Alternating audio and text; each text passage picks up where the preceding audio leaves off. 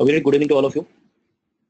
I welcome you in today's webinar, wherein we are scheduled to discuss composition rules and the registration rules. I believe each one of us have already started registration works. So we'll be discussing the rules and also the formats. We'll be having a glimpse of all the formats that is there in composition and registration. So now starting with composition rules, Rule 3 of GST Rules 2017 says that if a person who was earlier registered in service tax, excise or VAT,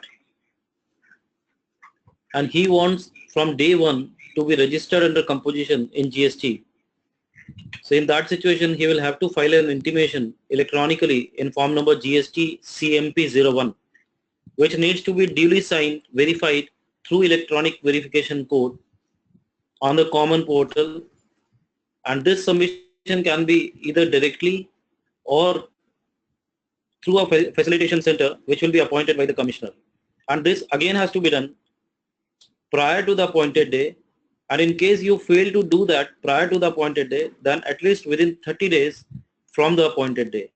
It's very important that you need to file this form, or you should file this form GST CMP01 within 30 days or prior to the appointed day, that you are now intimating that you want to be in composition levy under GST regime. And then further it provides a proviso which says that where an intimation is filed after the appointed day, then the registered person shall not collect from the appointed day, but shall issue bill of supply for supplies made after the said day. You all, I believe, have read the law. There is a section 31, subsection 3, clause C says that a bill of supply can be issued in lieu of tax invoice. That can be issued in two circumstances. First, when you are registered as a composition dealer, and second, when you are not a composition dealer, but you are supplying the exempted products. So in both these situations, it said that you need to issue a bill of supply. Sub-rule 2 of Rule 3 says,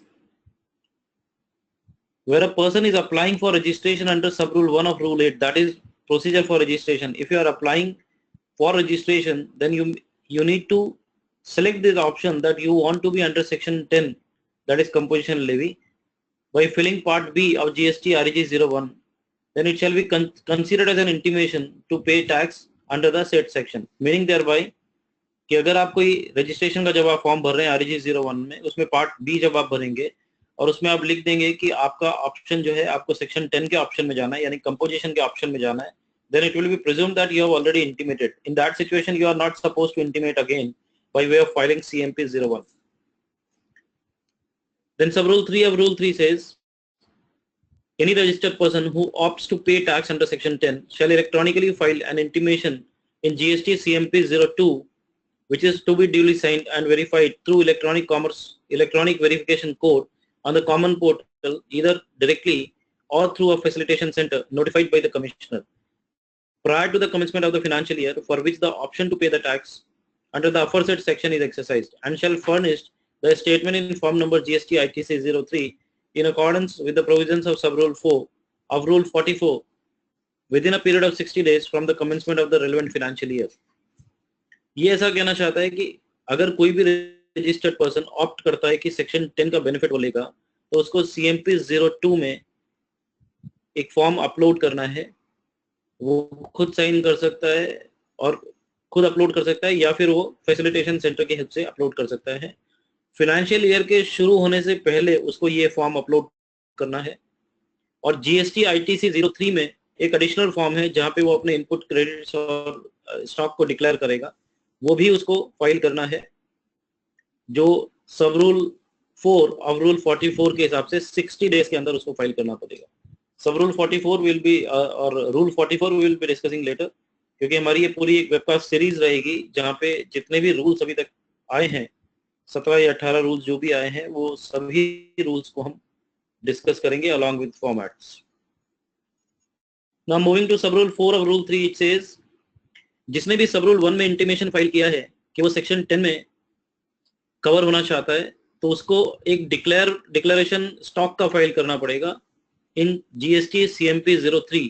वो क्या भरेगा? He needs to furnish the detail of the stock including the inward supply of goods received from the unregistered person, means from registered person also and from unregistered person also. जो भी रहेगा उस form GST CMP 03 में there are two columns. One column is from registered person, then the other column is from unregistered person. उसको fill करके common portal पे upload करना पड़ेगा. Either he can upload on his own or he can upload through a facilitation center which is appointed by the commissioner. और कब upload करना है इसको? within 60 days from the date of option, the date on which he is opting for composition levy, उसके 60 days के अंदर उसको ये फॉर्म अपलोड करना. ये 60 डेज एक्सटेंड भी हो सकता है अगर कमिश्नर को लगे तो फिर वो एक्सटेंडेड पीरियड के अंदर उसको करना है. नाउ मूविंग टू सब रूल 5, इट सेज कोई भी सब रूल 1 में इंटीमेशन दिया या सब रूल 3 में आपने इंटीमेशन दिया in respect of any place of business, किसी भी स्टेट या यूनियन टेरिटरी में किसी भी प्लेस ऑफ बिजनेस के लिए सब रूल 1 या 3 में अगर आपने इंटीमेशन दिया, so it will be deemed to be an intimation in respect of all other places of business registered on the same PAN number. एक किसी लोकेशन का अगर आपने एड्रेस दे दिया है और उसको आपने अपलोड कर दिया उस फॉर्म में प्लेस ऑफ बिजनेस के हिसाब से, तो उस पैन नंबर से रिलेटेड आपके अगर 50 ब्रांचेस भी हैं तो इट विल बी अज्यूम्ड कि बाकी की 50 ब्रांचेस भी इंटीमेशन दे चुकी है and those are covered under the composition.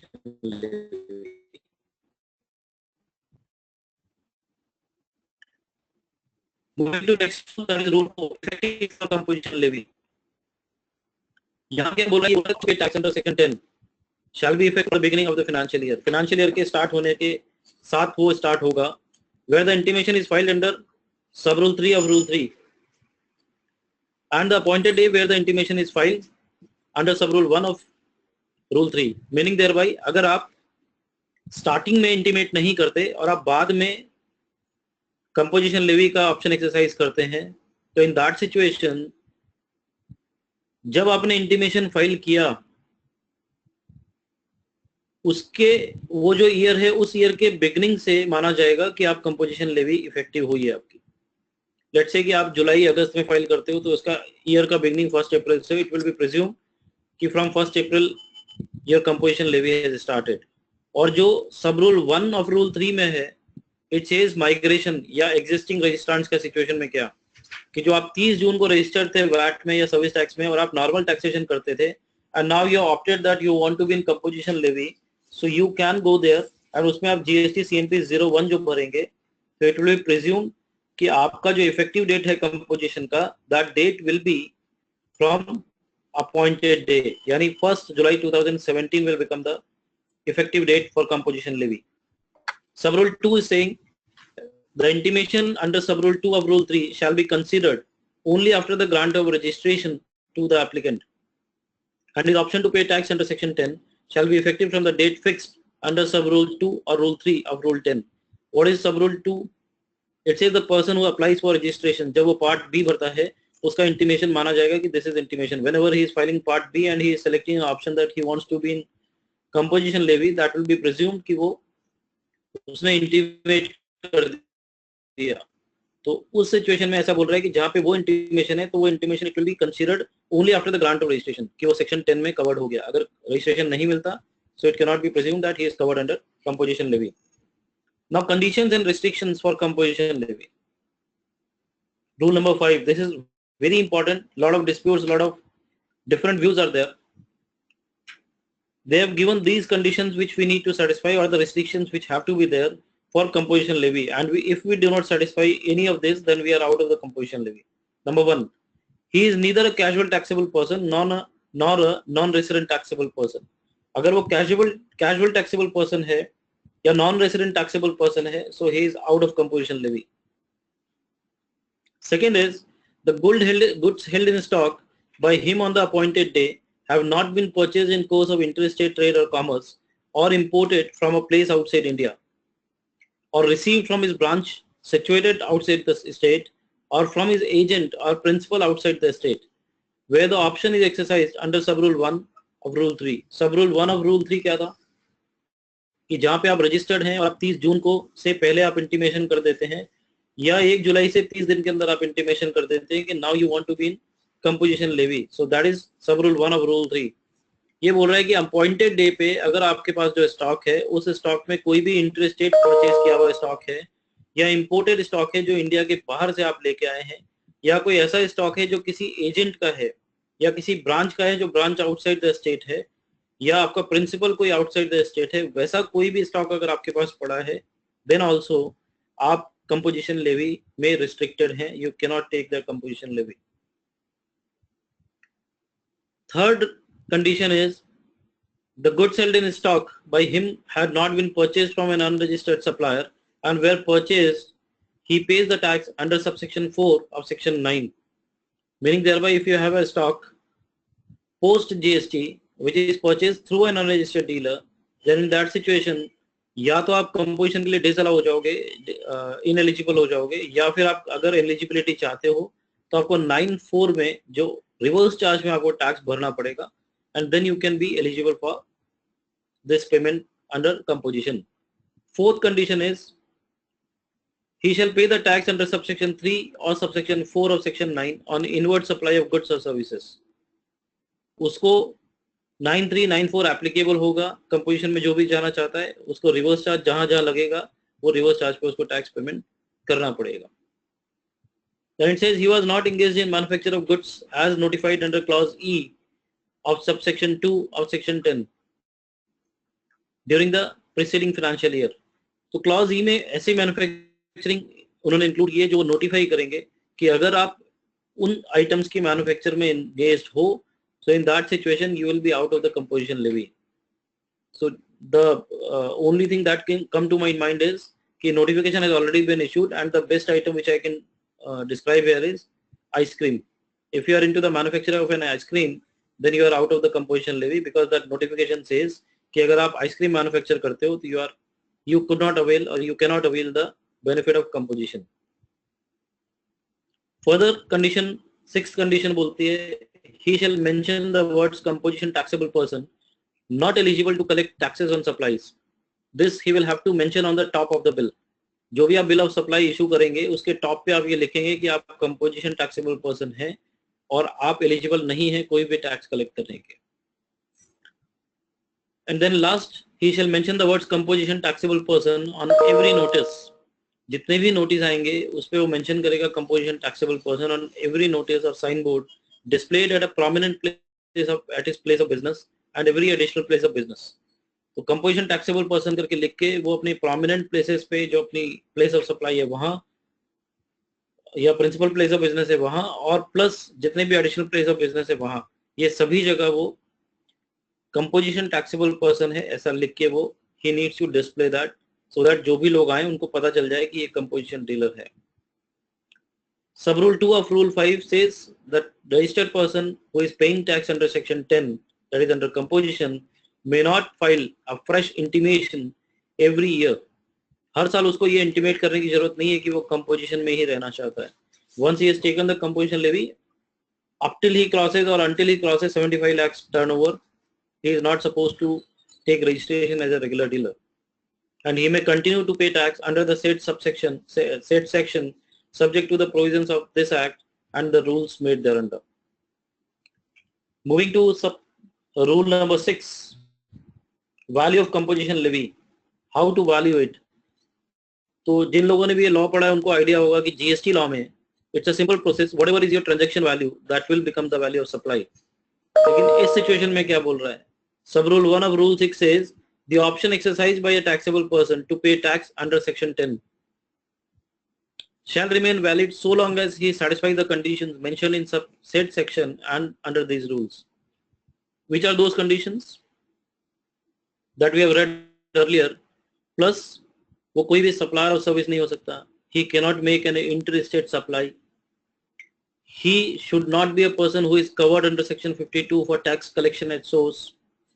If he is satisfying all these conditions plus a condition that his turnover in the previous financial year should be less than 75 lakhs plus he is not supposed to collect any tax from his customer plus he is not supposed to take any input tax credit, अगर ये सारी conditions वो satisfy करता है जो section 10 में है या rule 5 जो composition rules है rule 5 में है, तो उसको under section 10 का वैलिडिटी मिलेगा.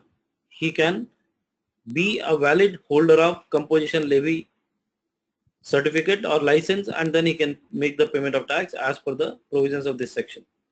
Sub rule 2 of rule 6 बोलता है the person who is referred to in sub rule 1 shall be liable to pay tax under subsection 1 of section 9 from the day he ceases to satisfy any of the conditions mentioned in section 10 or the provisions of this chapter. Meaning thereby in rules में जो condition दिए हैं या section 10 में जो conditions दिए हैं उनमें से किसी भी एक कंडीशन से या किसी भी एक सिचुएशन से वो बाहर आ जाता है या फुलफिल नहीं करता या फॉल कर जाता है, तो इन दैट सिचुएशन वो कंपोजिशन लेवी से इमीडिएटली बाहर आ जाएगा और उसी दिन से उसके पास उसके ऊपर सेक्शन 9 सब सेक्शन 1 एप्लीकेबल हो जाएगा, यानी नॉर्मल लेवी.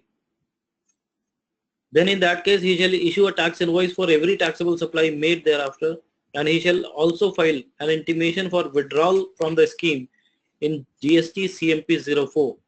तो उसको GST CMP 04 करके एक फॉर्म भरना पड़ेगा within 7 days from the occurring of such event. Let's take an example. 15 अक्टूबर को आपको पता चला कि आपका जो सेल है वो 75 लाख क्रॉस हो गया, या 15 अक्टूबर को आपको पता चला कि आपने गलती से दिल्ली भेज दिया, या 15 अप्रैल को आपको पता चला कि आपने गलती से कोई ऐसा गुड्स मैन्युफैक्चर कर दिया जो नोटिफाइड था, या आपने कोई service they the.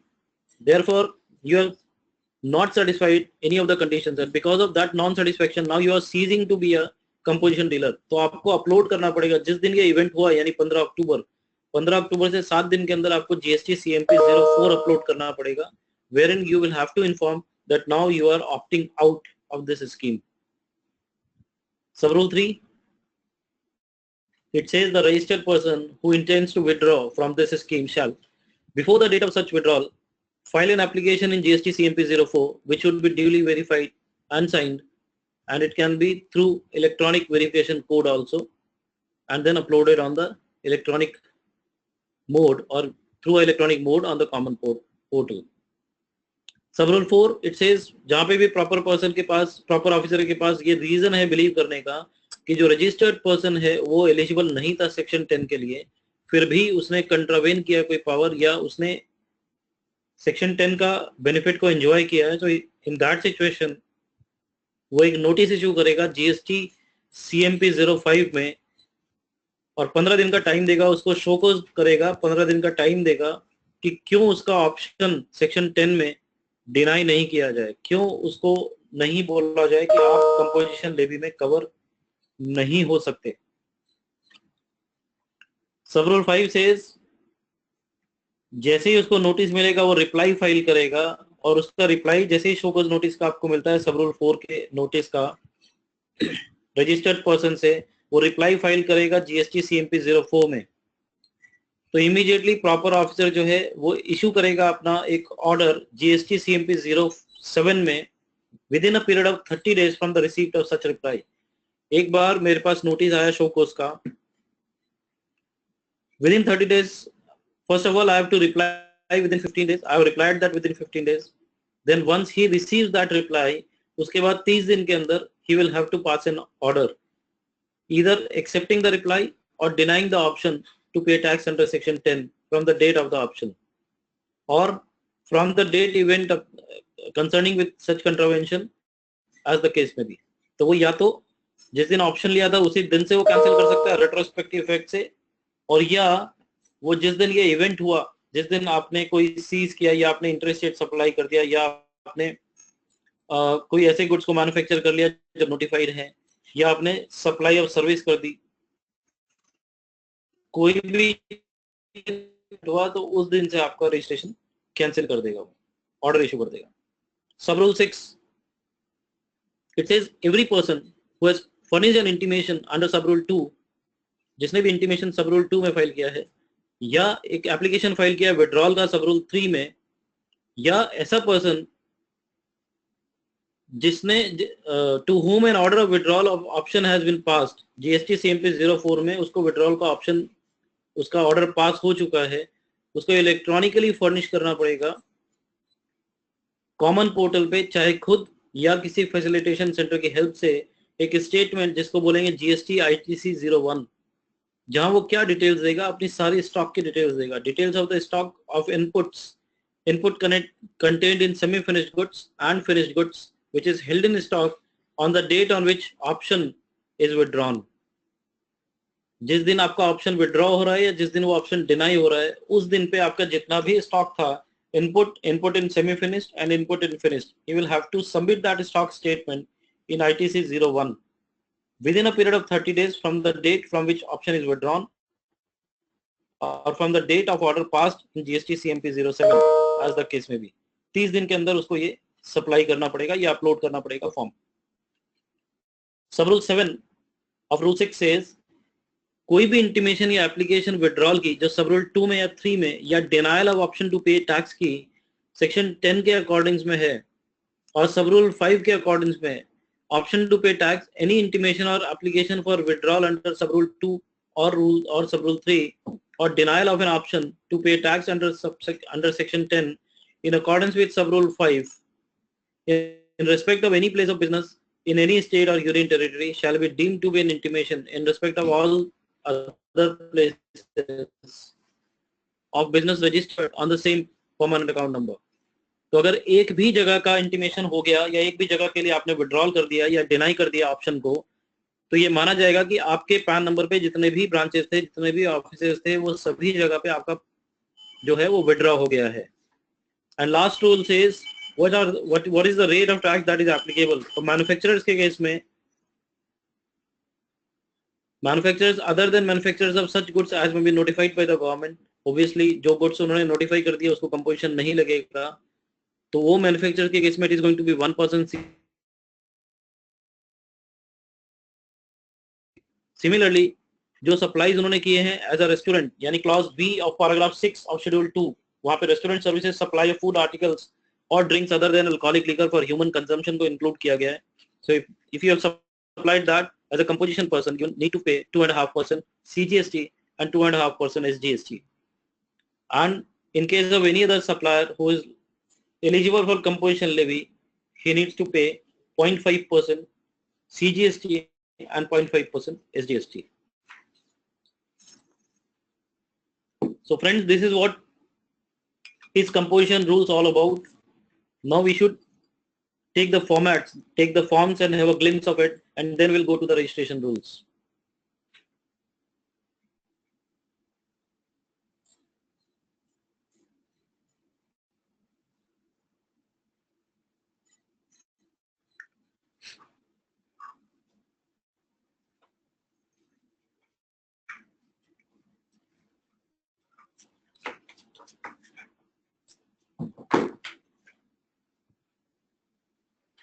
See, this is GST CMP 01.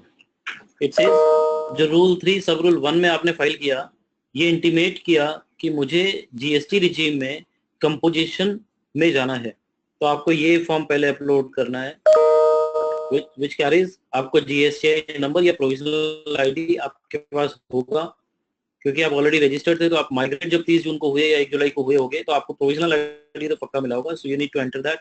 Your legal name, trade name, अगर आपका कोई ट्रेड नेम है जो लीगल नेम से फर्क है. What is the difference in legal name and trade name? Let's say my name is Avinash Podar, so that becomes my legal name, and my trade name is Ashwa Legal Advisors, so that becomes my trade name. Address of principal place of business that I need to enter.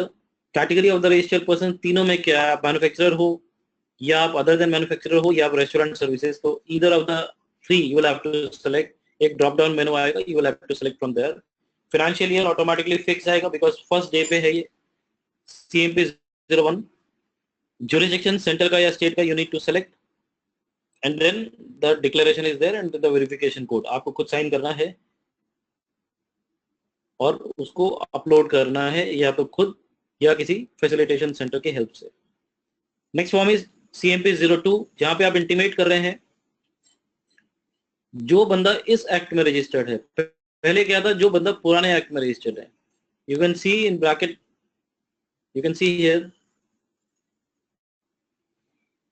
it says only for persons registered under the central excise and under the existing law migrating on the appointed date. This is applicable only in that case. What about CMP 02?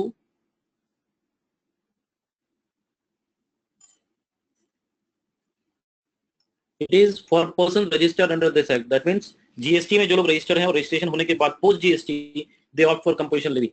So GSTIN number डालना है उनको, अपना legal name, trade name डालना है, principal place of business डालना है, और आपके ड्रॉप डाउन में से एक ऑप्शन सेलेक्ट करना है. You need to select the financial year from which you want the composition levy. हमने पहले रूल्स में पढ़ा कि कंपोजिशन में इट इज मैंडेटरी कि आपका composition levy it will be from the start of the year, from the start of the financial year. So therefore it has been written financial year from which composition scheme is opted. तो आज आप opt करोगे तो आप next year का opt कर सकते हैं, बाकी ईयर का ऑप्ट करना डिफिकल्ट है. Jurisdiction, center or state, declaration and then verification. CMP 03 stock का डिक्लेरेशन की जहां बात हुई थी, intimation of details of stock on the date of opting for composition levy only for persons who is registered under the existing law migrating on the appointed day. तो जो लोग भी माइग्रेट होके आए हैं वो अगर कंपोजिशन में जाना चाहते हैं, यानी रूल 3 सब रूल 1 में, तो उस सिचुएशन में उनको ये स्टॉक की डिक्लेरेशन देनी है. Again GSTIN, legal name, trade name, principal place of business, the details of application file to pay tax under section 10, अगर आपने भर दिया तो उसका ARN और डेट ऑफ फाइलिंग, और jurisdiction, सेंटर या state, and then stock of purchases made from the registered person under the existing law. नीचे क्लास नंबर 8 में stock of purchases made from unregistered person under the existing law. 9th, details of tax paid, description, central tax, union tax or state tax, and then the amount and debit entry number, and then the verification. It is a very simple form. Nothing has to be deliberated much upon. And then CMP 04, it is intimation or application for withdrawal from the composition levy. If you are now willing that you want to sell in interstate, or you want to intend, or you have an intention of entering into a supply of service business, or your turnover is expected to cross 75 lakhs. So in all those situations, you can make an application for withdrawal from the composition levy. तो वो situation में GSTIN number, legal name, trade name, place, principal place of business, category, nature of business, आप किस nature में हैं, and then due date from which such withdrawal is sought, आप कौन सी date से वो चाहते हैं कि उसका विड्रॉल हो जाए, देन ज्यूरिसडिक्शन और रीजंस कि क्यों आप विड्रॉ करना चाहते हो कंपोजिशन लेवी से, and then verification code. So this is again something which is new, that you need to provide a reason also why you want to withdraw from the composition levy. The next is CMP 05.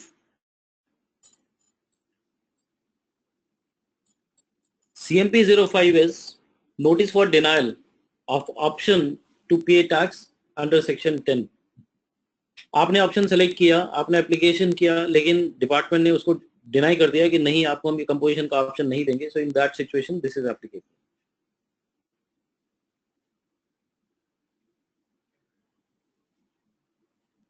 It says, whereas on the basis of information which has came to my notice, it appears that you have violated the conditions and restrictions necessary for availing of the composition scheme under section 10 of the act. I therefore propose to deny the option to you to pay tax under the said section for the following reasons. These are he will be putting in the reasons why he is not willing to give you composition levy registration. And then he can further ask you that you are hereby directed to furnish a reply to this notice within 15 working days from the date of service of the notice, or you are hereby directed to appear before the undersigned on dated so and so at so and so time.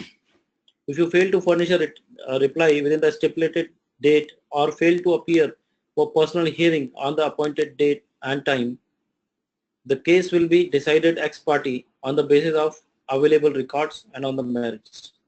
So this is what is something when he will be issuing a notice for denial of an option, that you have opted for composition and he is denying that you are not fit person for this composition levy. Now CMP 06, reply to the notice of show cause. अगर आपके पास show cause notice आया 05 में, तो उसको आपको reply करना है. So GSTIN number, details of the show cause notice, reference number and date, legal name, trade name, principal place of business, all these are same. Reply to the notice. Now here you need to fill the reply in black and white, why you should not cancel or you should not deny my application for composition levy. List of the documents which are uploaded, that you have uploaded, and then the verification. And here it is written a note where it says the reply should not be more than 500 characters. It has to be maximum, यानी short and sweet आपको लिखना पड़ेगा reply. आप लंबी कहानी लिखेंगे तो नहीं चलेगा. In case the same is more than 500 characters, then it should be uploaded separately. तो आपको reasons को separately upload करना पड़ेगा, tag करना पड़ेगा इसके ARN number को. Supporting documents, if any, may be uploaded in PDF format. Then it is GST CMP 07. Order for acceptance or rejection of reply to show cause notice. जो भी आपने reply दिया 06 में, उसको वो एक्सेप्ट कर रहा है या रिजेक्ट कर रहा है पढ़ने के बाद और हियरिंग देने के बाद, that is an order. Then order is covered in GST CMP 07. It says there has a reference to your reply dated so and so, filled in response to the show cause notice, issued by reference number and dated so and so.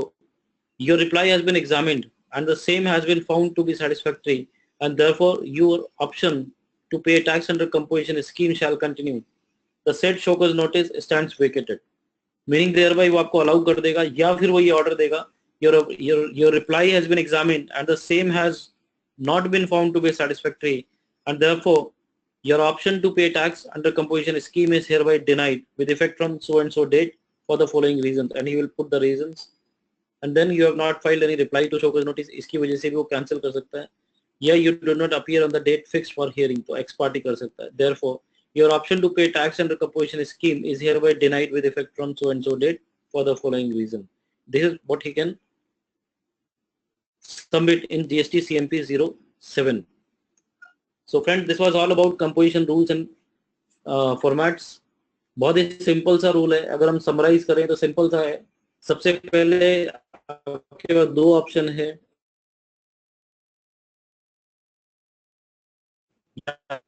में या service tax में. तो आप migrate हो गए. 30 जून से पहले आपके पास ऑप्शन है कि आप बोल दें कि मैं कंपोजिशन में जाना चाहता हूँ. 01 करके फॉर्म आपको अपलोड करना पड़ेगा CMP 01, या आप 30 दिन के अंदर इन्फॉर्म कर दें कि मैं कंपोजिशन में जाना चाहता हूँ. लेकिन वहां यह ध्यान रखना पड़ेगा कि आप 1 जुलाई से ही कोई टैक्स यानी अपॉइंटेड डे से ही कोई टैक्स आप कलेक्ट नहीं करेंगे. देन कुछ कंडीशंस दी गई है, जिस कंडीशन में सबसे प्रोमिनेंट और इंपॉर्टेंट कंडीशन जो मुझे लगी वो ये है कि कैजुअल टैक्सेबल पर्सन आप नहीं होने चाहिए, नॉन रेसिडेंट टैक्सेबल पर्सन आप नहीं होने चाहिए. आपके पास अपॉइंटेड है यानी 30 जून को 1 जुलाई से पहले, 1 जुलाई अपॉइंटेड है उसके इमीडिएटली पहले, उस दिन कोई भी ऐसा स्टॉक नहीं होना चाहिए जो स्टॉक आपने इंटर स्टेट परचेज से किए हो या किसी ऐसी ब्रांच से किए हो जो आपके किसी दूसरी स्टेट की ब्रांच हो, या आपने किसी एजेंट से जो किसी दूसरी स्टेट में लोकेटेड हो. ऐसा कोई गुड्स आपने अगर स्टॉक में रखा है अपॉइंटेड डे को तो उसकी लिए आप कंपोजिशन लेवी से बाहर हो जाएंगे.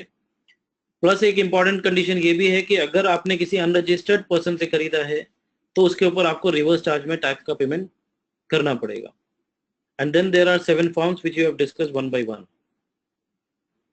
So now I believe we should take a break of 5 minutes and you can just read it, go through it, and then if you fit, you can ask any queries, and then further we'll move ahead to registration rules. Thank you for the time being.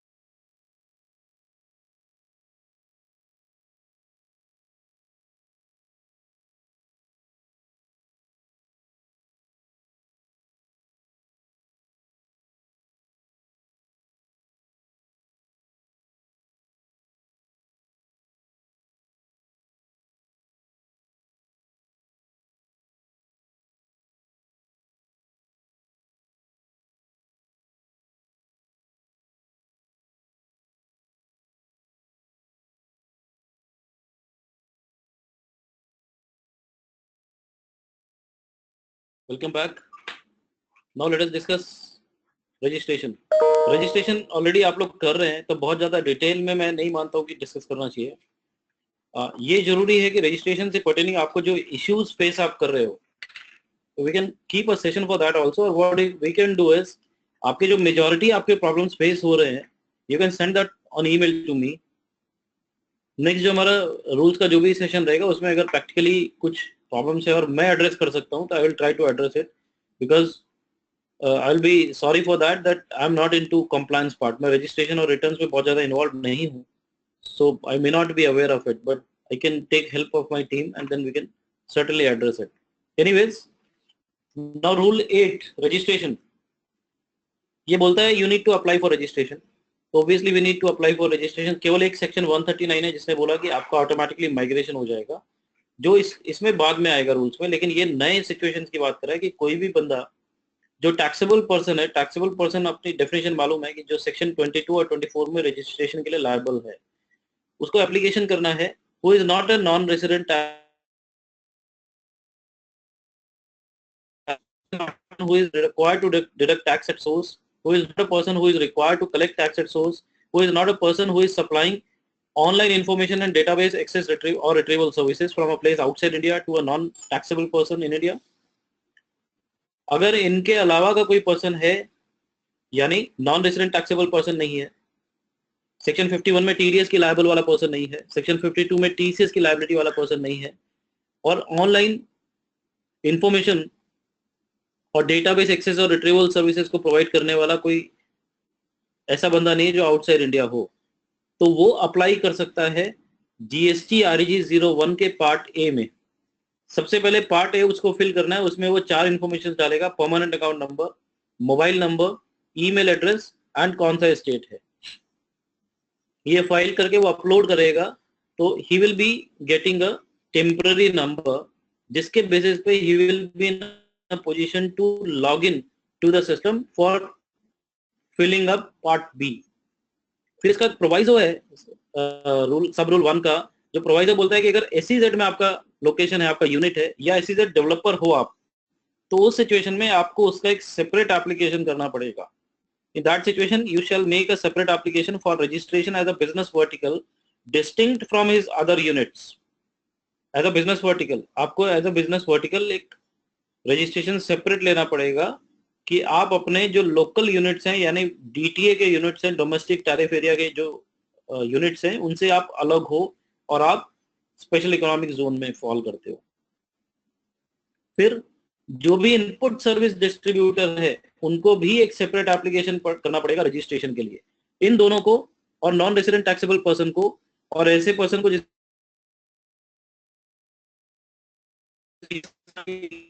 है या वो online information या data access और retrieval services की services देता है outside India से, उनको छोड़ के बाकी सभी लोगों को आरईजी 01 में रजिस्ट्रेशन के लिए एप्लीकेशन करना है. जैसे ही आप एप्लीकेशन यानी सबमिट करोगे अपना permanent account number, mobile number और ईमेल एड्रेस, तो ईमेल एड्रेस और मोबाइल नंबर पे आपका ओटीपी आएगा, वन टाइम पासवर्ड, जिसको यूज करके वेरीफाई हो गई तो आप इनको यूज करके लॉगिन कर पाओगे. और पार्ट बी आरईजी 01 का, जिसमें सारी डिटेल्स आपको फिल करनी है, जो भी उन्होंने टैब्स दिए हैं, चाहे वो ऑथराइज सिग्नेटरी हो, प्लेस ऑफ बिजनेस हो, एडिशनल प्लेस ऑफ बिजनेस हो, या आपकी इंफॉर्मेशन हो, या आपके डॉक्यूमेंट्स आपको अपलोड करने हो, you need to fill that REG 01 part B with all the details that it is requiring, and then you can upload it. And how you can upload? You can upload on your own, number one, or you can take a help of facilitation which is appointed by a commissioner. आप उनके help लेके भी upload कर सकते हो. और फिर on सब रूल 5 बोलता है कि जैसे ही एप्लीकेशन आपको मिलेगा सब रूल 4 का, एक एक्नॉलेजमेंट जनरेट हो जाएगा जो आपको इलेक्ट्रॉनिकली आरईजी 02 में मिलेगा. देन फर्दर इट सेज कि जो भी पर्सन कैजुअल टैक्सेबल पर्सन के लिए अप्लाई करता है उसको एक टेम्पररी रेफरेंस नंबर मिलेगा कॉमन पोर्टल से. क्यों मिलेगा? ताकि उस टेम्पररी रेफरेंस नंबर को यूज करके उसका जो भी एस्टिमेटेड टैक्स लायबिलिटी है, जो सेक्शन 27 में लिखा है कि अगर आपको कैजुअल टैक्सेबल पर्सन या नॉन रेसिडेंट टैक्सेबल पर्सन के हिसाब से रजिस्ट्रेशन लेना है, in that situation you will have to pay the estimated tax liability in advance.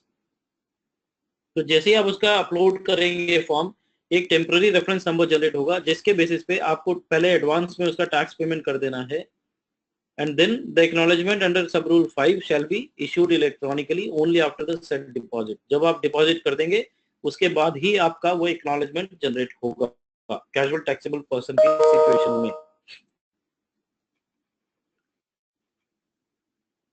Rule 9 बोलता है verification of the application and approval thereof. So बहुत simple है कि जो भी एप्लीकेशन आप अपलोड करेंगे उसमें एक वेरिफिकेशन क्लॉज होगा, आप उसको वेरीफाई करके अपलोड करेंगे। एंड देन जो प्रॉपर ऑफिसर है जिसके पास वो एप्लीकेशन जाएगा वो एग्जामिन करेगा एप्लीकेशन को और सारे अकम्पनिंग डॉक्यूमेंट्स को, और अगर उसको लगता है कि सभी डॉक्यूमेंट जिस तरीके से उनको चाहिए उस तरीके से है, that means everything is in proper place, then in that situation he can approve the grant of registration within a period of 3 working days. 3 working days के अंदर वो आपकी एप्लीकेशन को अप्रूव कर देगा from the date of submission of the application. लेकिन जहां पे भी आपने रूल 8 में कोई एप्लीकेशन की और वो एप्लीकेशन डेफिसिट है, जहां पे कुछ ना कुछ कमी है, चाहे कोई इन्फॉर्मेशन आपने नहीं दी या कोई डॉक्यूमेंट पूरी तरीके से नहीं दिया या फिर प्रॉपर ऑफिसर को कोई क्लैरिफिकेशन चाहिए, तो वो आपको एक नोटिस इशू करेगा REG 03 में।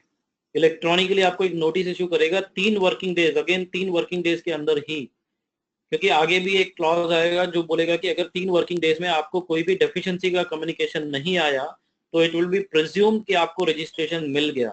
So therefore, within 3 days, he will have to issue a notice in REG 03 that this is the deficiency or these are the additional documents which are required or this is the clarification which I am looking forward for. So that has to be submitted within 7 days from the receipt of such REG 03. आपको 7 दिन के अंदर उसका reply submit करना है। जब भी आपको नोटिस मिला उसके 7 दिन के अंदर you need to submit a reply. Either he will be asking for certain information, give that information, he will be asking for certain documents, give those documents, and he may be seeking certain additional clarifications, you can clarify that also in RG 04. And sub rule 3 says कि जहां पे proper officer satisfied है आपके clarification से, information से या document से जो आपने फर्निश किए हैं RG 04 में, तो उसको 7 दिन के अंदर, जिस दिन उसको ये सबमिशन आपका मिल गया, रिप्लाई मिल गया, उसके 7 दिन के अंदर उसको आपका एप्लीकेशन, क्लैरिफिकेशन या इंफॉर्मेशन डॉक्यूमेंट्स को या तो एक्सेप्ट करना पड़ेगा या उसको रिजेक्ट करना पड़ेगा। अगर वो सेटिस्फाइड है तो वो एक्सेप्ट करेगा सब रूल 3 में, और अगर रिस्पांस जो आपने नहीं भेजा या प्रॉपर ऑफिसर सेटिस्फाइड नहीं है तो वो आपको रीजंस देने के साथ साथ रिजेक्ट करेगा एप्लीकेशन को। मीनिंग देयर बाय अगर आप कोई रिप्लाई 7 दिन में फाइल नहीं करते या प्रॉपर ऑफिसर आपके रिप्लाई जो आपने 04 में फाइल किया उससे सेटिस्फाइड नहीं है, तो वो एक ऑर्डर पास करेगा जिसमें वो आपके एप्लीकेशन को रिजेक्ट कर देगा, लेकिन he will have to record the reasons why he is rejecting that application or why he is not accepting your clarification or why he is not satisfied with the reply that you have submitted, और वो आपको inform करेगा REG 05 में। सब rule 5 बोलता है कि अगर कोई भी ऑफिसर फेल हो जाता है कोई भी एक्शन लेने में, कौन से 2 उसमें तरीके हैं। पहला कि 3 दिन में आपकी एप्लीकेशन सबमिट आपने की, उसके 3 दिन के अंदर अगर उसने कोई भी एक्शन नहीं लिया तो इट विल बी प्रिज्यूम कि आपको रजिस्ट्रेशन मिल गया। दूसरा कि जब आपने रिप्लाई फाइल किया उसके किसी नोटिस का REG 04 में और 7 दिन के अंदर उसने उस पर कोई कम्युनिकेशन नहीं किया कि वो रिजेक्ट कर रहा है या एक्सेप्ट कर रहा है या सेटिस्फाइड है या नहीं है, सो उन सिचुएशंस में 7 डेज के बाद automatically it will be presumed कि आपका जो एप्लीकेशन है वो अप्रूव हो गया। Rule number 10 it says issuance of registration certificate. आपका रजिस्ट्रेशन सर्टिफिकेट GST में GST REG 06 आपका रजिस्ट्रेशन सर्टिफिकेट का फॉर्म है, उसके अंदर आपको सर्टिफिकेट मिलेगा, इलेक्ट्रॉनिकली आपको मिलेगा, डिजिटली साइंड होगा या इलेक्ट्रॉनिकली वेरीफाइड होगा वेरिफिकेशन कोड से, जो आपको डाउनलोड करने के लिए मिलेगा। यू नीड टू डाउनलोड, और जैसा हमने पहले पढ़ा कि आपको, या आप आगे भी पढ़ेंगे कि रजिस्ट्रेशन सर्टिफिकेट को आपको क्या करना है, you need to put that registration certificate at a prominent place in your place of business. So now आपका जो रजिस्ट्रेशन नंबर आएगा उसका शेप दिया है कि 2 कैरेक्टर्स होंगे स्टेट कोड के, जैसे गुजरात की बात करें तो 24 महाराष्ट्र की बात करें 27, तो these will be the state codes, then there will be 10 digit PAN number, तो 12 हो गए, देन 2 कैरेक्टर्स जो है वो एंटाइटी कोड के लिए दिए हैं, तो it is 14, and then 1 checksum digit which will become 15, तो आपका जो रजिस्ट्रेशन नंबर होगा it will be of 15 characters, 15 character लंबा आपको रजिस्ट्रेशन सर्टिफिकेट मिलेगा। अब क्वेश्चन आता है कि जो ये रजिस्ट्रेशन सर्टिफिकेट आपको मिलेगा वो कब से इफेक्टिव होगा। तो please my dear friends, please give some attention कि पहली चीज आप माइग्रेट होके आए और दूसरी चीज आपने एप्लीकेशन किया। तो यहां ये बोल रहा है कि माइग्रेशन वाला बाद में प्रोसेस आएगा कि आपने एप्लीकेशन किया रजिस्ट्रेशन के लिए, तो एप्लीकेशन में ये लिखा है सेक्शन 25 में कि अगर आप लायबल हो रजिस्ट्रेशन कराने के लिए तो आपको 30 डेज के अंदर एप्लीकेशन कर देना है। तो यहाँ पे क्या बोल रहा है सब रूल 2 रूल 10 का, registration shall be effective from the date on which the person liable to registration where the application for registration has been submitted within a period of 30 days from such date, meaning thereby आप अगर 1 जुलाई को liable थे और आपने 30 जुलाई तक registration ले लिया तो आपको 1 जुलाई से रजिस्ट्रेशन मिलेगा, यानी कि the date on which you are becoming liable for registration, from that date your registration certificate will be effective। But अगर आपने एक्सपायरी के बाद एप्लीकेशन किया या एक्सपायरी के बाद आपने सर्टिफिकेट लिया, रजिस्ट्रेशन लिया, तो जिस दिन आपको सर्टिफिकेट मिलेगा उस दिन से वो इफेक्टिव माना जाएगा।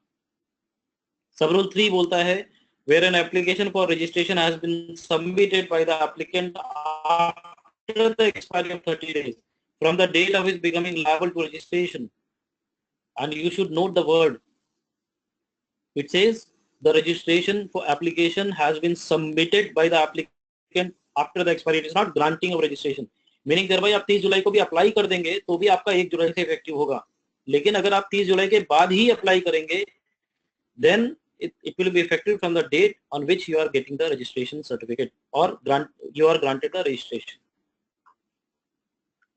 सब रूल 4 बोलता है कि जो भी सर्टिफिकेट ऑफ रजिस्ट्रेशन है वो ड्यूली साइंड और वेरीफाइड होंगे प्रॉपर ऑफिसर के द्वारा, और सब रूल 5 बोलता है कि उसका रजिस्ट्रेशन नंबर जो है वो कम्युनिकेट कर दिया जाएगा एप्लीकेंट को, और सर्टिफिकेट ऑफ रजिस्ट्रेशन जो है वो अवेलेबल रहेगा कॉमन पोर्टल पे डाउनलोड करने के लिए with in 3 days after the expiry of period into 9/5, that means 3 days.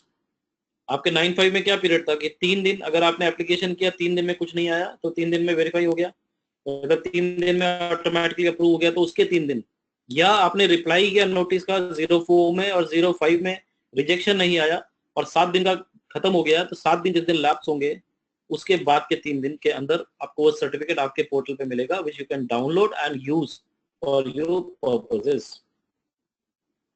Rule 11 says separate registration for business, multiple business vertical within a state or a union territory।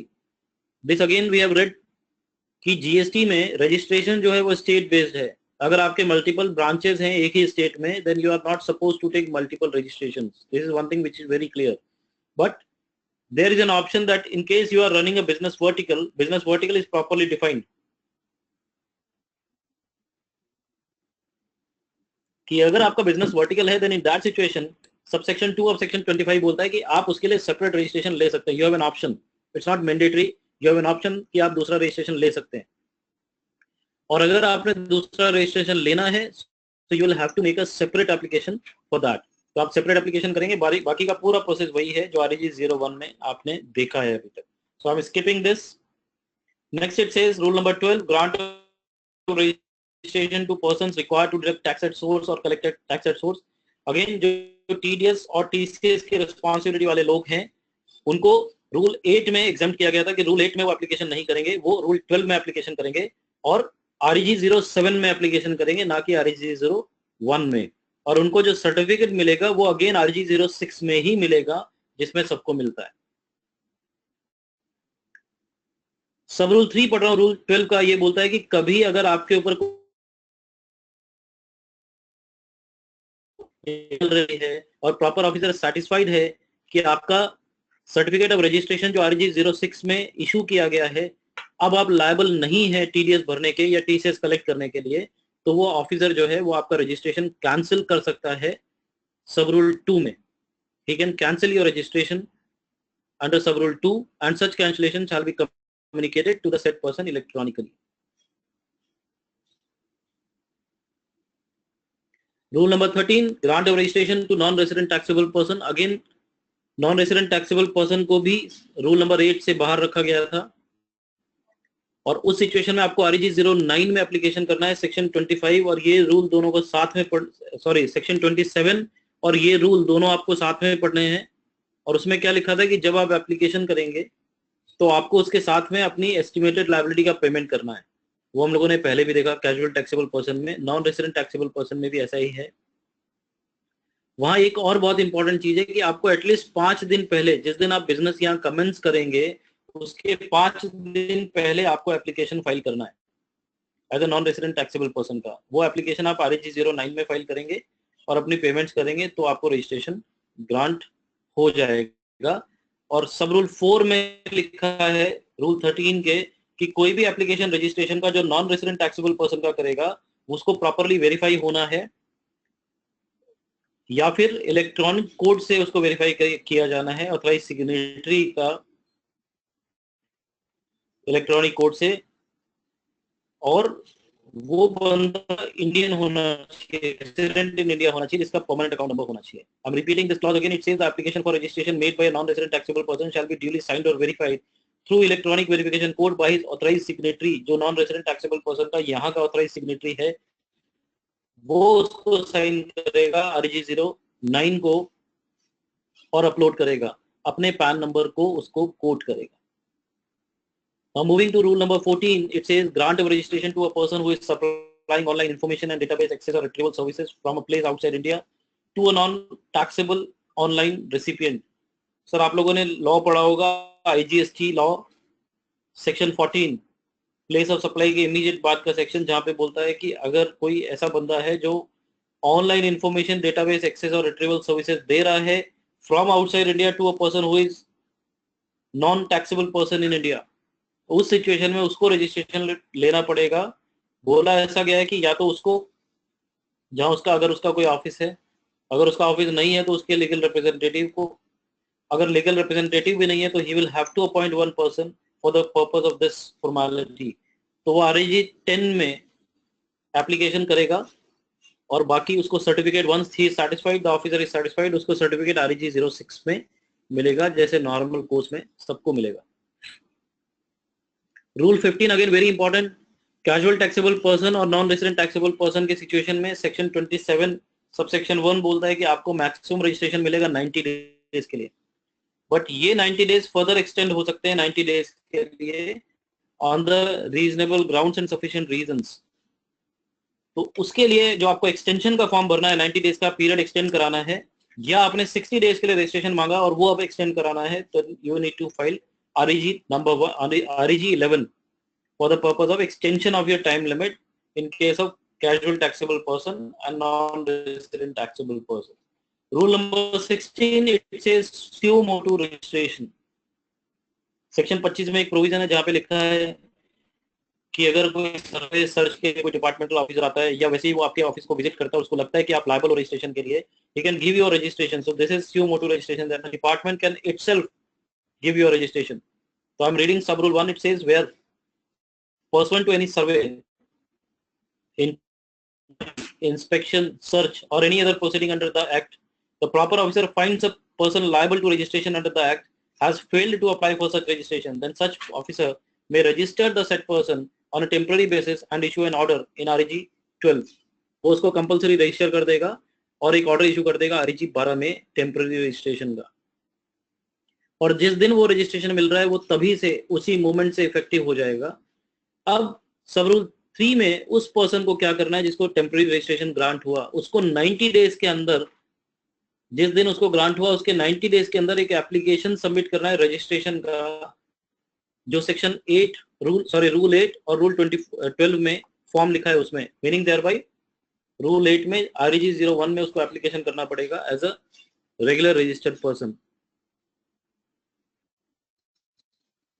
और अगर कोई appeal file की है उसने, उसके लेट्स से कि मेरे office में कोई आया, उसने बोला कि आपको रजिस्ट्रेशन लेना चाहिए था, आपने रजिस्ट्रेशन नहीं लिया, मैं आपको रजिस्ट्रेशन दे रहा हूँ, REG 12 में वो मेरे को ऑर्डर देके जाएगा फिर मुझे लगता है कि नहीं, still I am not liable, और मैं अपील फाइल करता हूँ REG 12 के अगेंस्ट में, तो वो अपील जिस दिन डिसाइड होगी और वो ऐसी डिसाइड होगी कि नहीं सर आपको रजिस्ट्रेशन लेना ही है, तो उसके 30 दिन के अंदर मुझे रजिस्ट्रेशन लेना पड़ेगा।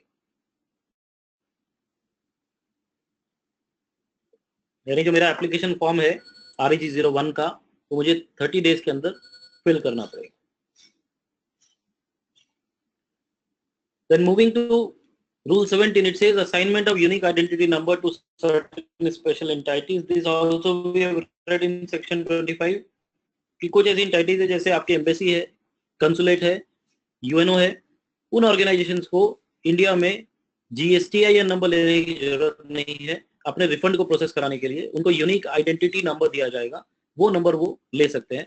तो सब सेक्शन 9 और सेक्शन 25 में ये प्रोविजन है, जहां आपको इलेक्ट्रॉनिकली अपलोड करना है अपना फॉर्म REG 13 में, duly signed and verified, and once it is there uploaded, so you will be granted a certificate within 3 days in REG 6. Simple provision. Rule 18 थोड़ा सा अटपटा रूल है, लेकिन since the rule is there, we'll have to follow it. It says display of registration certificate and goods and services tax identification number on the name board, meaning thereby आपका registration certificate जो है, सब rule 1 बोलता है कि principal place of business और every additional place of business पे display होना चाहिए at a prominent location. What is a prominent location? Nobody knows about that because it is subjective. Something can be prominent for me, it may not be prominent for you, और it may not be prominent for the department perspective. So this is something which may have some problem, but otherwise कोई issue नहीं है कि आप अपना certificate prominent place पे लगा दीजिए, और आप अपना जो GSTIN नंबर है वो अपने हर साइन बोर्ड जो आपने अपने ऑफिस के बाहर, दुकान के बाहर या फैक्ट्री के बाहर लगाया है, उसके ऊपर आप अपना GSTIN नंबर लिख दें। नेक्स्ट है rule 19 which is amendment of registration. आप इन रजिस्ट्रेशंस में अमेंडमेंट करा सकते हैं, कुछ फील्ड्स को छोड़ के अमेंडमेंट ऑटो मोड पे है। वो कौन सी फील्ड्स हैं? जैसे लीगल नेम को आपको अमेंड कराना है, या एडिशनल प्लेस या प्रिंसिपल प्लेस ऑफ बिजनेस में कोई चेंजेस कराने उनके एड्रेस में, या फिर आपको किसी पार्टनर को रिटायर करना है, या नया इंट्रोड्यूस करना है किसी डायरेक्टर को, कर्ता को, या ऐसे कोई भी आपको कंपोजिशन में, कॉन्स्टिट्यूशन में चेंजेस करने हैं। तो इन 3 चेंजेस को छोड़ के बाकी कोई भी चेंज अगर आपको करने हैं, सो आप एक फॉर्म अपलोड करोगे REG 14 को 15 डेज के अंदर, अमेंडमेंट होने के 15 डेज के अंदर REG 14 has to be uploaded, and except these 3 issues everything will be auto mode। आपका जैसे ही आप फॉर्म अपलोड करोगे, it will be updated on the portal. इन 3 इश्यूज में प्रॉपर ऑफिसर को वेरीफाई करना पड़ेगा, और 15 दिन के अंदर उसको एक ऑर्डर इशू करना पड़ेगा REG 15 में कि आपका जो चेंजेस था वो एक्सेप्ट हो गया। In those 3 situations I am living rest of the thing because that is something which is very common and we have read that. पूरा प्रोसीजर लिखा हुआ है उसके अंदर वापस कि 15 दिन में नहीं होता और नोटिस आता है 7 दिन में आपने रिप्लाई किया फिर नहीं होता तो क्या होगा। That is rule again sub rule 5 of rule 19।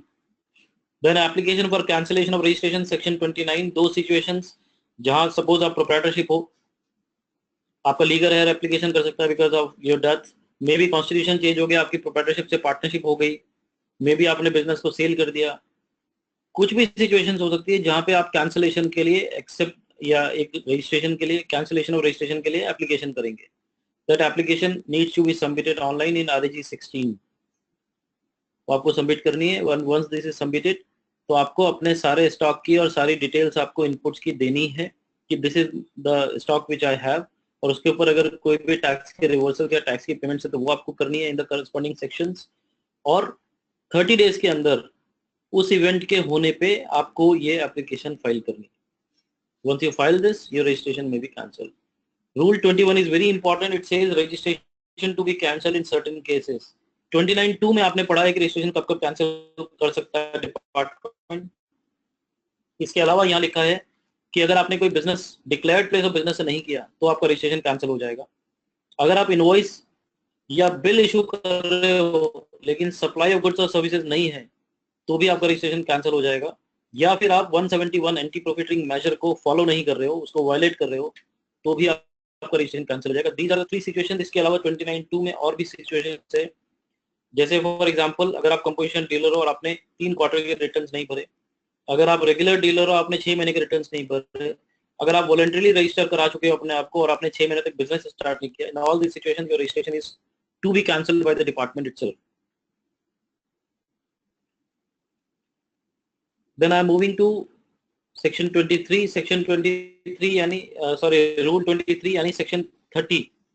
तो जीएसटी लॉ का सेक्शन 30 है जो बोलता है कि अगर आपका डिपार्टमेंट ने रजिस्ट्रेशन कैंसिल कर दिया है तो इन that situation you can apply within 30 days for revocation of such cancellation order. तो उसी की बात कर रहा है कि REG 21 में आपको वो एप्लीकेशन करना है 30 डेज के अंदर. अगर वो अप्लाई कर देते और प्रॉपर ऑफिसर को जो भी आपने रीजंस दिए उससे वो सेटिस्फाइड हो जाता है, then he can revoke the cancellation order, और वो 30 दिन के अंदर उसको करना होगा. एंड वंस अगर वो सेटिस्फाइड नहीं होता तो REG 05 में रिजेक्शन ऑर्डर देगा. अगर सेटिस्फाइड हो जाता है then certainly he can approve it. लेकिन कैंसिल करने से पहले उसको एक शोकॉज नोटिस देना पड़ेगा.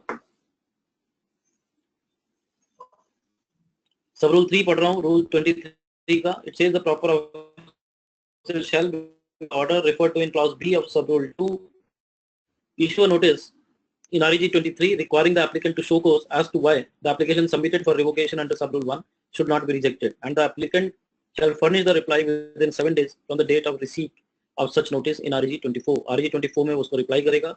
If he is satisfied, then he will revoke the cancellation order. If he is not satisfied, then he will issue a REG 05, that is cancellation of your order.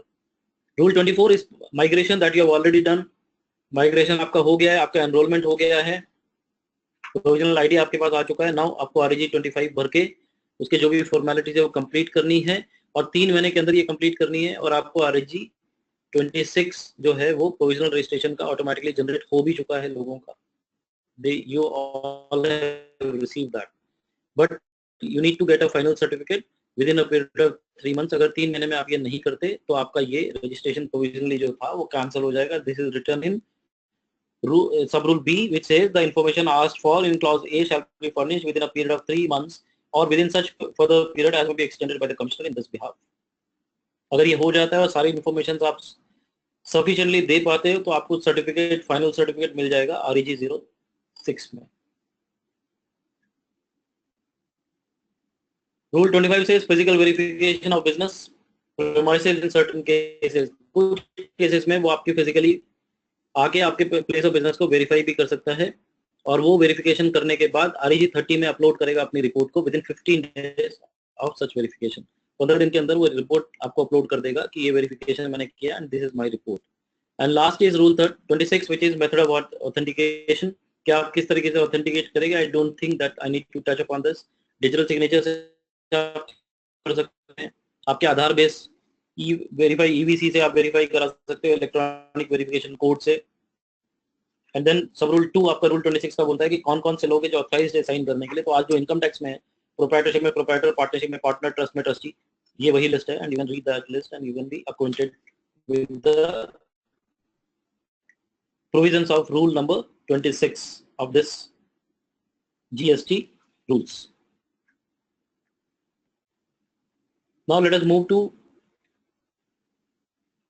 fastly we are moving towards the forms because that is something which we need to cover, and I believe because of the scarcity of time we may not be able to cover it completely, but not a problem, we will take it ahead. Next session में भी हम इसको cover कर सकते हैं, but जितना अभी हो सकता है let us see what we can do today. See, REG 01 आप लोगों ने already file किया ही है, so you all are aware of that, but I have heard that there are a lot of issues in that form, specifically जहाँ पे आप codes डालते हैं, आपके सर्विस अकाउंटिंग कोड्स डालते हैं, that still is pending. अभी तक वो फाइनल नहीं हुआ है, आपकी पोर्टल्स पे नहीं है. So those issues are the teething problems that will be there because पूरा लॉ एक तरीके से ट्रांसफॉर्म हुआ. Now I'm coming to REG 01.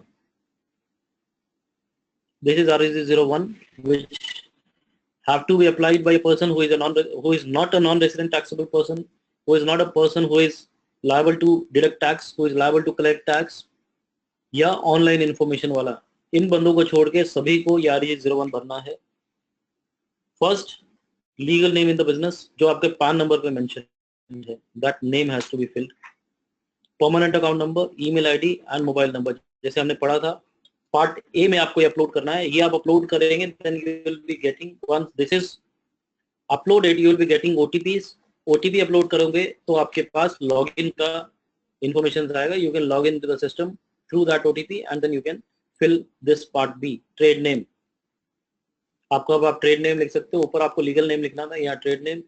Constitution, आपका क्या कॉन्स्टिट्यूशन है, you can select your constitution, the name of the state and the district.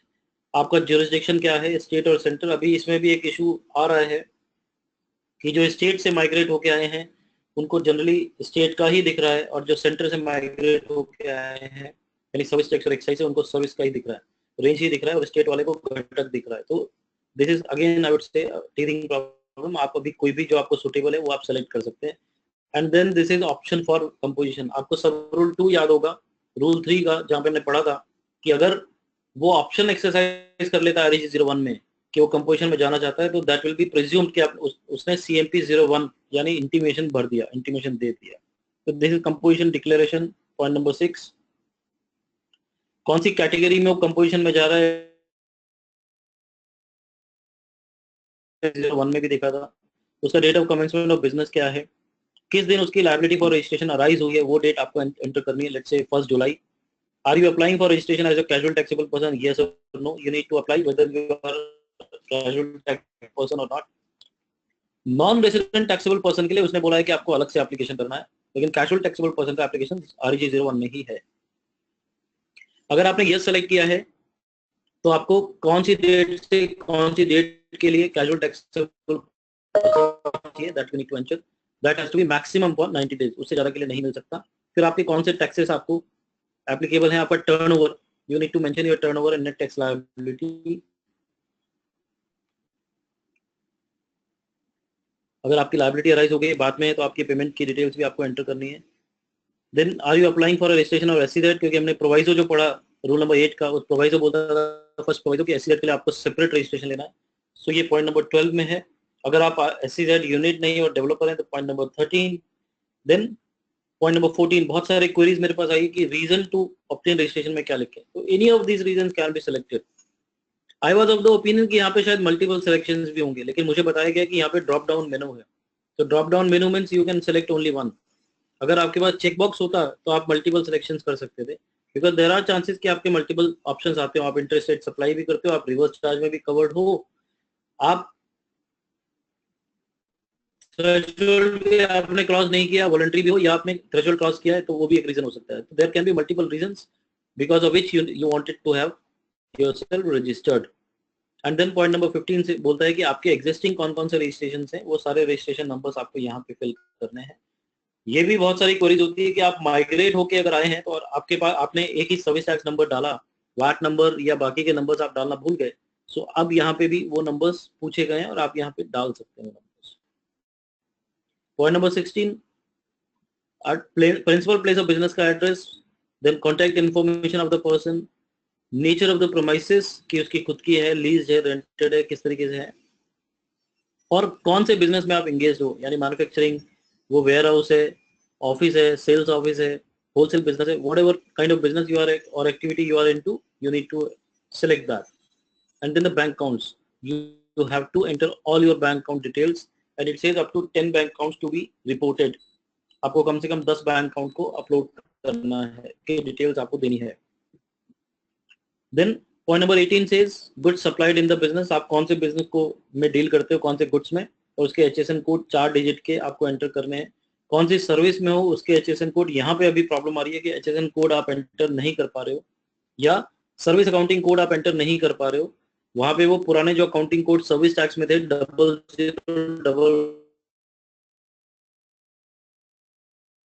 और as per me you select as a business auxiliary service to yourself as on date, और बाद में जब भी ये सॉल्यूशन होगा then you can get it amended. और amendment में आपने पढ़ा है कि अमेंडमेंट इमीडिएटली हो जाएगा। Details of additional places of business, you need to enter premise wise, आपके कौन कौन से एडिशनल प्लेसेस ऑफ बिजनेस है। 22 number, details of all the proprietors, partners, karta, managing directors और whole time directors, all these details have to be filled, जो आज भी आप सर्विस टैक्स और एक्साइज में फाइल करते हो। Then details of the authorised signatory, he can be separate from all this persons, तो अगर वो अलग है तो आपको वो सेलेक्ट करना है, उसकी डिटेल्स आपको यहाँ पे एंटर करनी है। And then there is an option check box for primary authorise signatory कि प्राइमरी ऑथराइज सिग्नेटरी ये रहेगा और दूसरे सिग्नेटरीज जो है वो अलग रहेंगे. Details of authorised representative, if you are appointing someone as an authorised representative तो आप उसकी डिटेल्स यहाँ पे डाल सकते हैं. Enrolment ID means GSTP ID जो उसकी रहेगी वो आपको यहाँ पे अपलोड करना है. स्टेट के पास कोई एनरोलमेंट कोड, प्रोफेशनल टैक्स का प्रोफेशनल टैक्स रजिस्ट्रेशन सर्टिफिकेट है तो उसके नंबर और बाकी की डिटेल्स आपसे मांग रहा है. This you need to file. Then you need to upload the documents, उनके साइज रेफर किए गए रूल नंबर 8 में, और आपका consent, and then the verification. These are the things that you need to upload it, and these are the documents which has to be there. ये आपको documents upload करने. Proof, कौन कौन से प्रूफ आपको, this has been mentioned. Bank account authorisation form, you need to authorize the person for making this application, and this is the instruction for submission of application for registration के किन किन steps को आपको follow करना है. It's very simple. I don't think कि यहाँ पे कोई बहुत बड़ा इशू आएगा अनलेस कि आपका सिस्टम काम कर रहा हो. अगर सिस्टम काम नहीं कर रहा then there is a problem. This is something which is very simple and need not be discussed upon. Point number 14 है कि temporary reference number will be allotted after successfully furnishing preliminary information in part A of the application, which can be used for filling up details in part B of the application. TRN will be applicable on the common portal from a period of 15 days. So this was REG01. ये जब आप file करेंगे तो you will get REG02 which is acknowledgement. Acknowledgement again it will be department generated and it will be auto generated. तो आपके पास वो automatically आएगा. REG03 जहाँ पे आपको कोई एडिशनल इन्फॉर्मेशन मांग रहा है डिपार्टमेंट, वो आपको नोटिस देगा. REG04 जिसमें आप रिप्लाई फाइल करेंगे. So it is list of the uploaded documents. Point number 9 additional information that he has asked. Point number 8 और कोई भी मॉडिफिकेशन अगर आपके एप्लीकेशन के किसी फॉर्म में अगर आपको करना है तो यू कैन टेल यस और नो. अगर एप्लीकेशन करना है तो that application will again come back to you and you can upload it, you can make the changes. Then rejection order, विजन REG5 उसमें आपका रिजेक्शन ऑर्डर आएगा along with the reasons, and you can file a appeal also against that, and then registration certificate. This is the registration certificate that you will be getting.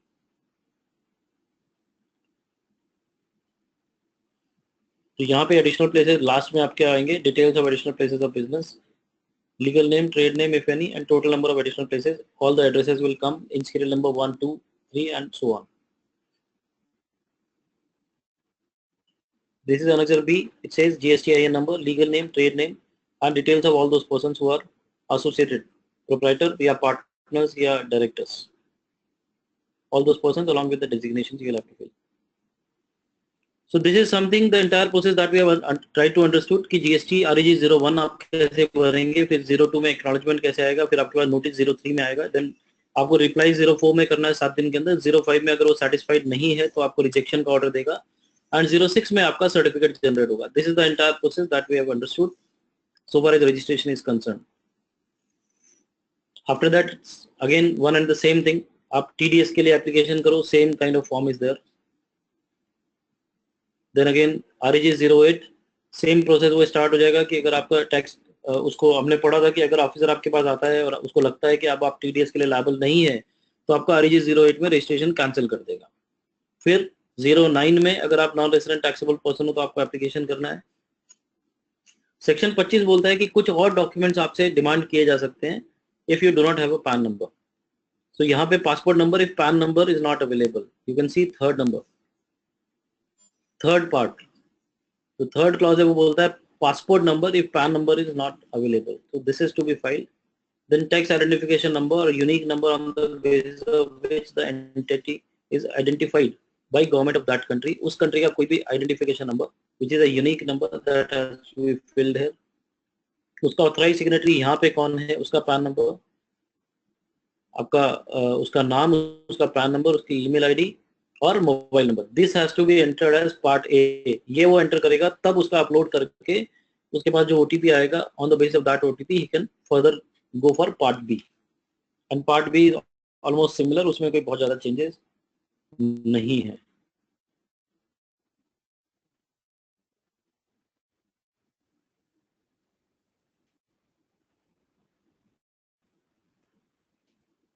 Then this is REG 10 information data access और retrieval services वालों के लिए है जो outside India से काम कर रहे हैं.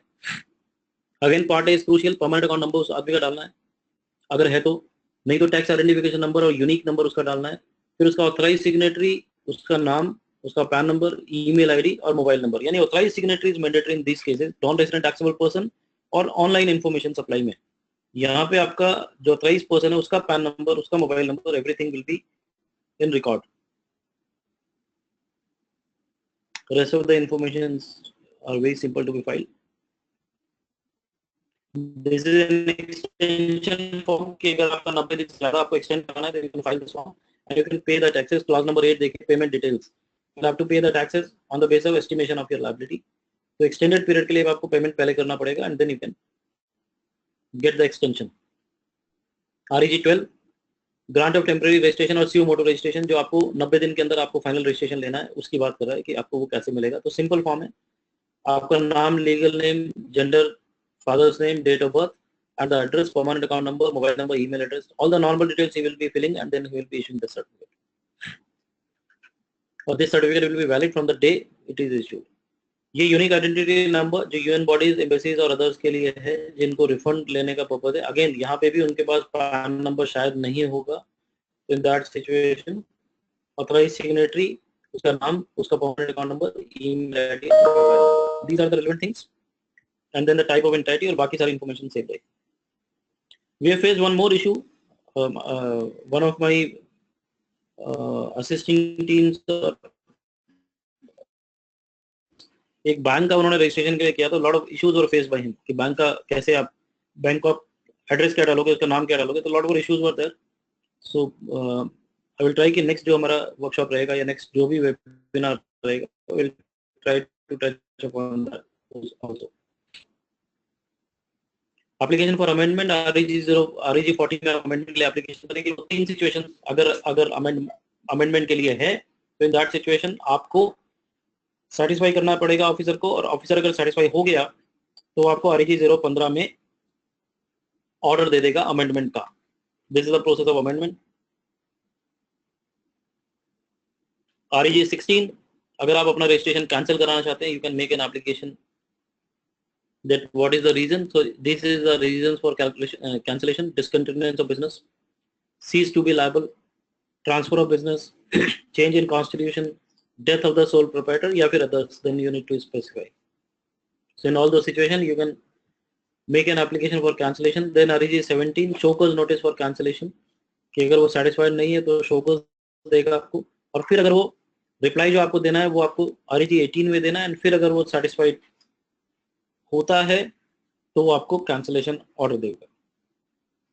REG 20 कि आपका जो कैंसिलेशन है उसको ड्रॉप करने के लिए, जो भी आपके कैंसिलेशन की प्रोसीडिंग है उसको ड्रॉप करने के लिए REG 20 is there. And then application for revocation of cancellation of registration, आपको जो रिवोकेशन के लिए आपको अप्लाई करना है सेक्शन 30 में, that you can file with in 30 days of your order of cancellation. वो सेटिस्फाइड होगा तो वो रिवोक करने का ऑर्डर आपको REG 22 में देगा. नहीं सेटिस्फाइड है तो आपको REG 23 में वो शो कॉज नोटिस देगा जिसका रिप्लाई आपको REG 24 में देना है. So all these formats are very simple, but only thing that has to be noted here is everything is to be done online.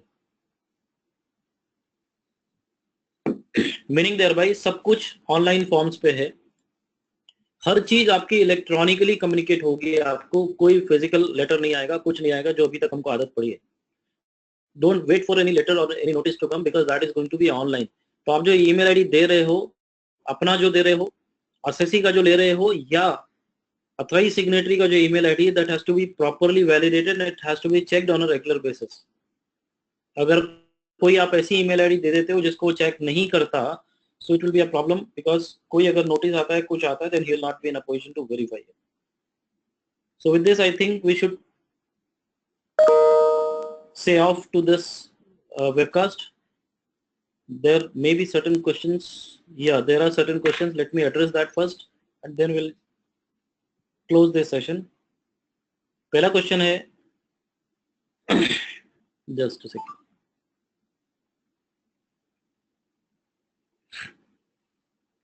Whether person procuring goods or services outside state be eligible for composition scheme center.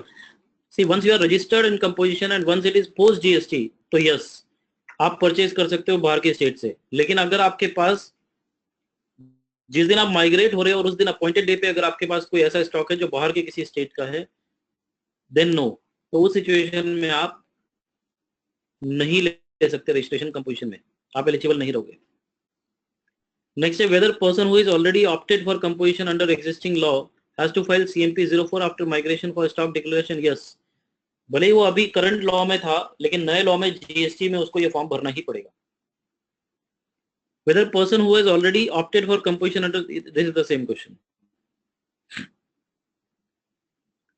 Next question is, we have one client which was having VAT number and had then migrated to GST. We were paying VAT based on composition scheme, but through migration into GST, he has been registered as a regular taxpayer. So now what to do for that? If you want to get yourself under the composition scheme again, what you can do is you can make an application in CMP 01, an intimation within 30 days of the appointed day. So 30 July तक कर सकते हैं. Still you have time. You can make an application and get yourself covered under composition again. Next is kindly explain enrollment before transportation and what the transporter needs to furnish. This is something which is very disputed as on date because transporter की जहां तक बात करते हैं तो transporter को supply of service के लिए जो रेट्स आए हैं और जो एग्जेम्पशन नोटिफिकेशन है 12/2017 उसके अंदर उनको एग्जेम्प्ट किया गया है. They is not suppose to take registration. So that is a big question कि आप किस लेवल से और किस एंगल से पूछ रहे हो. I am not able to understand. So what you can do is you can send me an email separately or maybe you can upload this query on gstclub.in so that I will address it. As per accounts and records rules, transporter, yes, transporter के लिए उन्होंने ये बोला है कि आपके consignment के सारे डिटेल्स, आप किसको कंसाइनमेंट भेज रहे हो, वो सारी चीजें आपको रखनी है. But that is a rule. तो अगर आप जीटीए हैं तो आपको रजिस्ट्रेशन लेना है. तो वो सिचुएशन में भी आप ट्रांसपोर्टर ही हैं, तो उस सिचुएशन में आपको एड्रेस करना है, आपको फाइल करना है जीएसटी RAG 01 और उसके बेसिस पे आपको एज अ ट्रांसपोर्टर रजिस्ट्रेशन लेके सामने वाले को उस पर टैक्स भरना है. या हो सकता है कुछ सिचुएशन में आपको भी टैक्स भरने को आए. So I think we have addressed most of the queries. So friends, thank you once again, and then we are planning for another webinar on 2 new rules that will be covering in the next webinar. So you will be getting the mail for the same. For the time being, thank you very much.